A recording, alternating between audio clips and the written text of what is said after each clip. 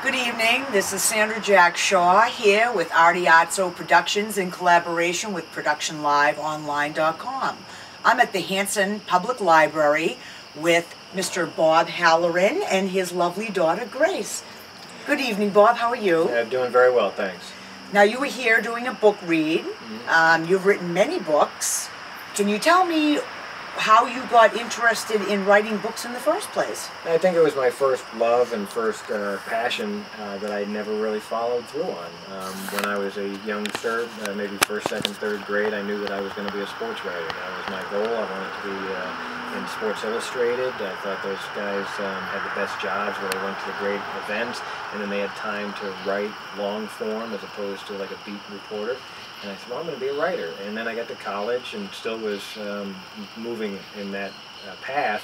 And then I got to the radio and TV stations at college and started having fun playing with the toys. And my first job out of school happened to be in television, so that was where the career went.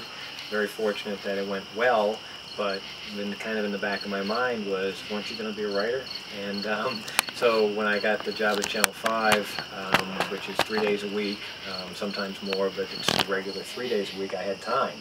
And I said, well, here we go. So I gave myself a writing assignment. I wrote Destiny Derailed about the 2003 Red Sox, found out that I could follow through on a major commitment like that. And then I started writing the other books, which include Irish Thunder, Breakdown, and The Fellowship of the No Longer Miserable. Do you watch your father write a lot? Do you see him writing? And what do you think of his work, Grace? It's great. Of course he is. What child doesn't think his father, her father is great? Well, Fellowship of the No Longer Miserable is one that she could read. The other, well, and Destiny Derailed. The other two, Irish Thunder and Breakdown, she can't read until she's 21. There's a little dicey language. Yeah. It's very raw and very real in sections and stuff. And in fact, only my 21-year-old has read either of those two, and I don't even think my son Daniel, who's going to be 17, has read Irish Thunder yet. Wow. Well, you know, that's you tell it like it is. You write it like it is. That's why I let the people I interview tell the story, which. No, I think it was a good decision for those stories, but every once in a while I think maybe I should be putting a little bit more of my own perspective on it to help the reader along, as opposed to just laying it out there and letting everybody decide for themselves, good, bad guy, you know, good event, funny story, not, or whatever. I think if I put a little bit of my voice into the next one, it might serve a purpose, and I might try that a little bit.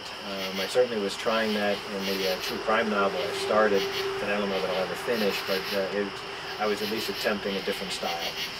A true crime novel, yeah. Well, this would be fiction then, as opposed to reality. Well, it would be based on a story and an investigation in Schuylkill Haven, Pennsylvania. The story was brought to me through various channels that I thought were so unique that it was almost like karma was saying you should write this story. And so I went to Pennsylvania. I met with the investigating officer. Gave me a lot of information. It's about a story of a boy who went missing and was found dead, and his case was not solved for 23 years. So a lot of things happened. Turns out the killer was living in the community still. So it was interesting, and but it does, because I don't have enough real information, I do have to imagine some of it, conversations that the killer would have had with friends and things like that, which I thought was very interesting. I was entertained by the writing process as opposed to it being a little bit more laborious. Yeah, well, the other books that you've written are definitely more biography. Right. Irish Thunder with about Micky Ward is a true story. If I was given the information, or if I saw it firsthand, it got in the book. The same is true with Breakdown. Only what I saw and was told, and the quotation marks and the sources for everything, that's all true. Very good. Well, so you feel that your writing has progressed? Yeah, I do, and I kind of kick myself, because when I talk to high school and college kids, they say, you know, you got to be writing all the time. They say, if you were going to try to be a baseball player, wouldn't you be swinging the bat every day and taking ground balls and things? I say, you got to be practicing. If you want to be a good professional writer, you got to write all the time.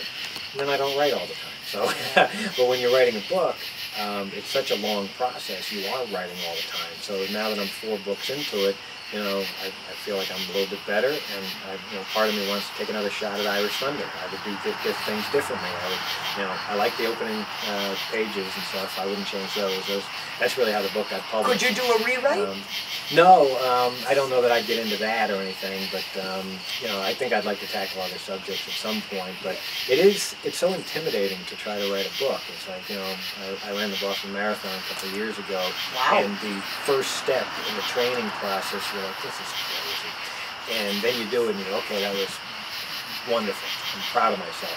Same thing as with a book. It's like the first interview, the first phone call, the first words you type into the Microsoft Word document, it just feels like I'm never going to finish this thing. And I feel a little bit like with the true crime novel, like I've quit, you know, and I don't like that feeling, so I'm going to have to. Maybe just a lull. It's just you're just it's just a lull while I raise the 4 kids. You know? Yeah. Well, that's you're a family man too. You work for WCVB Channel 5 as a sportscaster. Right. Yeah. So I mean, you've got a lot of interest. We're getting annoyed by the mosquitoes here. But when I'm interested, I certainly find the time. So procrastination is a choice more than anything, and so I feel like right now I'm working on the screenplays that may or may not go anywhere, but you know, I can introduce you to a few people. I like that idea. Yeah. As soon as I'm ready with this one I'm writing right now, which is a romantic comedy that I'm very happy with to this point. Oh, romantic comedy. Yeah. And that's kind of at my best friend's wedding.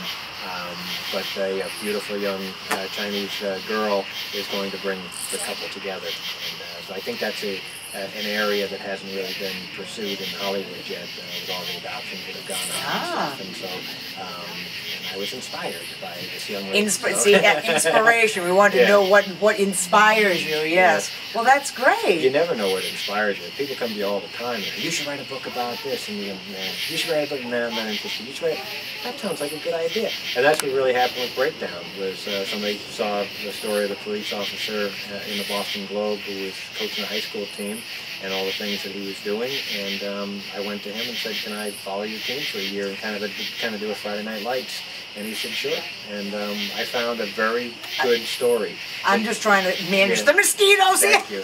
Yeah, I feel badly for Breakdown in the respect that I think that it's, in some ways, it's a better book than Irish Thunder. Irish Thunder is selling a lot better because of the movie and all that kind of excitement. But I wish that people who have read Irish Thunder, if they liked it even a little bit, would pick up Breakdown, because I think they'd like that more. Well, they need to think about the author of Irish Thunder as opposed to the subject. Right.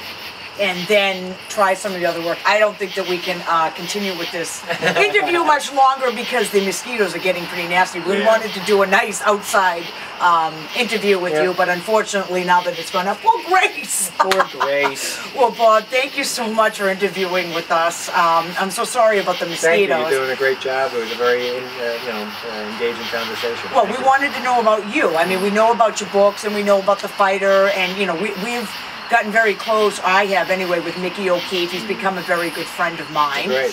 And when I mentioned that I was coming here to interview with you, he said, oh, I know Bob very well. He says, I know Bob well. And then you mentioned tonight that he drove you around when you were doing the biography. Yeah, he's very helpful. Very nice guy, and he really knew the story, and he really opened up, and he really gives Micky all the credit, and Micky gives him a lot of the credit, so it's a nice relationship for the two Mickeys. Yeah. Well, Micky O'Keefe is being awarded with a bobblehead doll next week, I think it is, and he's asked me to come up there and cover that, so I think that will be extremely enjoyable. Is that like a Spinners game or something, or somewhere in Lowell? Yeah, it's up in Lowell. It's the money, the ticket sales go to charity, and they're awarding him with the bobblehead. I think it's his fellow police officers or whatnot. That's wonderful. Good. I bet it'll look exactly like him. I can see him as a bobblehead. Yes. Well, that's what I'll show him this interview. He'll be coming here to Hanson on Saturday night, which he thinks this is the end of the world too, especially being from Lowell. Right.